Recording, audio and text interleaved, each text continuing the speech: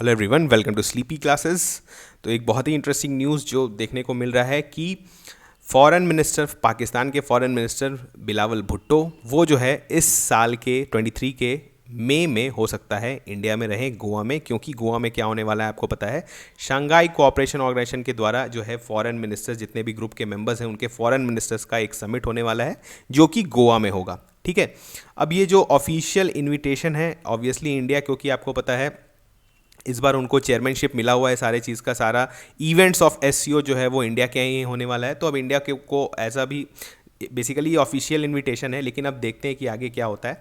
और इंडिया ने किसको किसको भेजा है, आपके जो जितने भी मेंबर स्टेट्स हैं, एंड आपको पता है पाकिस्तान एंड चाइना जो कि दोनों मेंबर्स हैं उनको भी भेजा गया। तो चाइना के जो क्वीन गैंग जो फॉरेन मिनिस्टर हैं वो भी हमारे यहाँ होंगे। अब देखिए ये दोनों स्पेसिफिकली क्यों इंपॉर्टेंट हो जाते हैं, क्योंकि आपको पता है करंट सिनेरियो जो हमारा रिलेशंस है वो काफ़ी टेंस्ड है पाकिस्तान से, तो काफ़ी टाइम से है। और चाइना के अगर हम लोग रेस्पेक्ट में देखें तो रिसेंट टाइम्स में जो बॉर्डर पे टेंशन्स रहा है, तो उसके वजह से चाइनीज़ फॉरेन मिनिस्टर आते हैं, वो किस तरह का स्टेटमेंट देते हैं, ये काफ़ी इंपॉर्टेंट हो जाता है और काफ़ी देखने को, क्योंकि पूरे इस रीजन में जियोपॉलिटिकल सिचुएशन जो है वो काफ़ी गर्म है अभी। ठीक है, अब थोड़ा सा देखते हैं। देखिए जो इंडिया ने भी ये इनिशिएटिव लिया, ऑब्वियसली उनको भेजना ही था क्योंकि ऑफिशियल इनविटेशन है, लेकिन जो थोड़े दिन पहले क्या हुआ था कि जो वहाँ के शहबाज शरीफ जो प्राइम मिनिस्टर हैं, उन्होंने किसी एक इवेंट में बोल दिया था कि let's sit down at the table and have serious and sincere talks, ठीक है, ऑन ऑल इश्यूज़।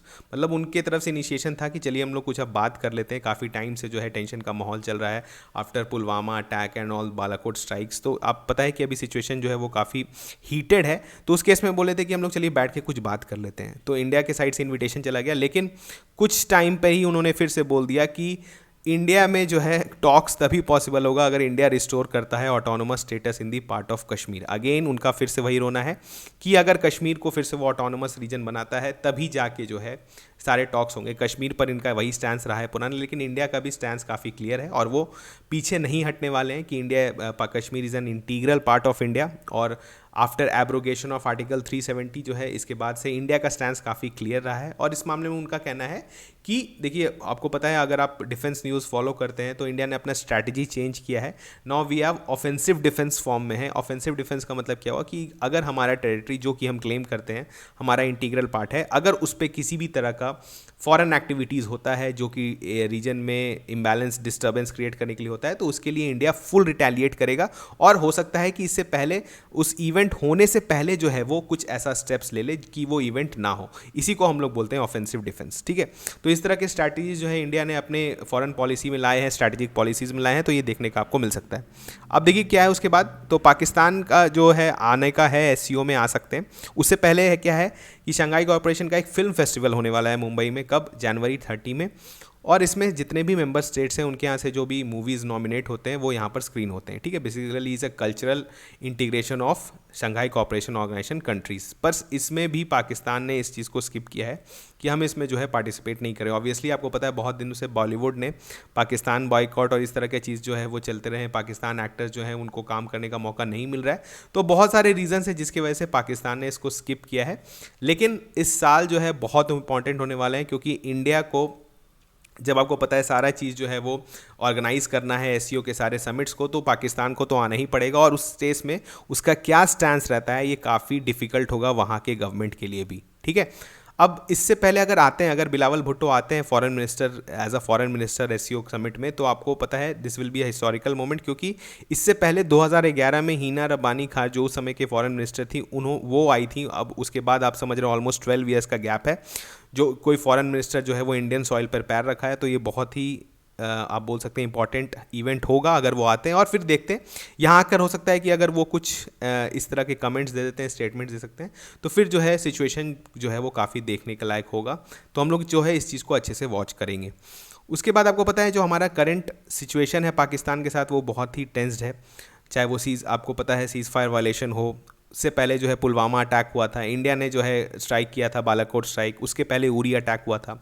और जो है आपको थोड़ा बहुत जो मिलिटेंसी जो है जिसको फंड करता है पाकिस्तान, तो ये सारी चीज़ें जो है कॉन्स्टेंटली मेंटेन्ड है पाकिस्तान की साइड से। कुछ ज़्यादा जो है आप बोल सकते हैं एक तरह से होता है ना कि पॉजिटिव नोट पर उन्होंने कुछ काम नहीं किया है जिससे कॉन्फिडेंस बिल्डिंग मेजर कुछ इंक्रीज़ हो। तो अभी जो है करंट सिचुएशन काफ़ी टेंस्ड है। देखते हैं कि इस केस में जो है एससीओ मीटिंग में क्या होता है। इंडिया ने जो है चेयरमैनशिप ले लिया था, आपको पता है, एससीओ का। This is 9 member mega grouping in September of last year.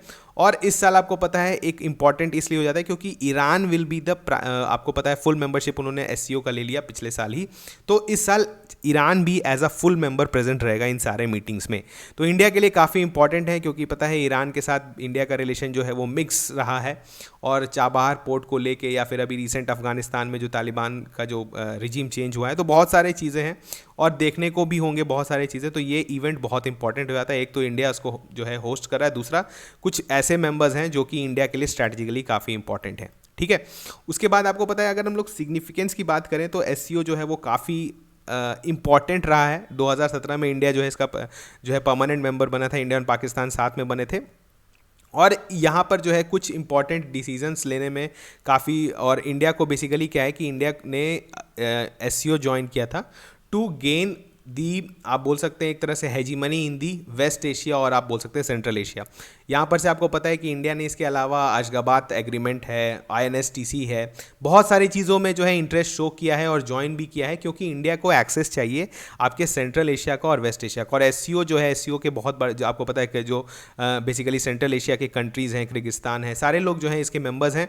और रशिया जो है वो आपको पता है एज ओल्ड स्ट्रैटेजिक पार्टनर है इंडिया का।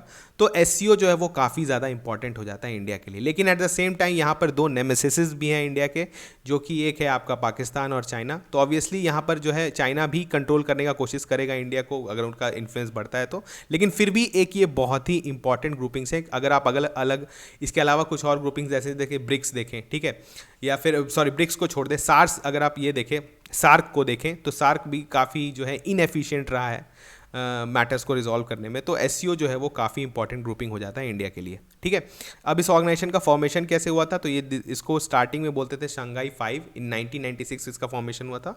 और कौन कौन मेंबर्स थे उस समय, China, Kazakhstan, Kyrgyzstan, Russia and Tajikistan. ठीक है, इंडिया और पाकिस्तान कब एडमिट हुए थे एट इट्स मेंबर, 2017 साथ ही में एडमिट किया गया था। ऑब्वियसली जो है चाइना का ही मूव था ये कि इसको बैलेंस करके चलना है, दोनों तरफ इंटरेस्ट बैलेंस लेके चलना है, तो इसी कारण दोनों को मेंबर्स बना दिए गए थे।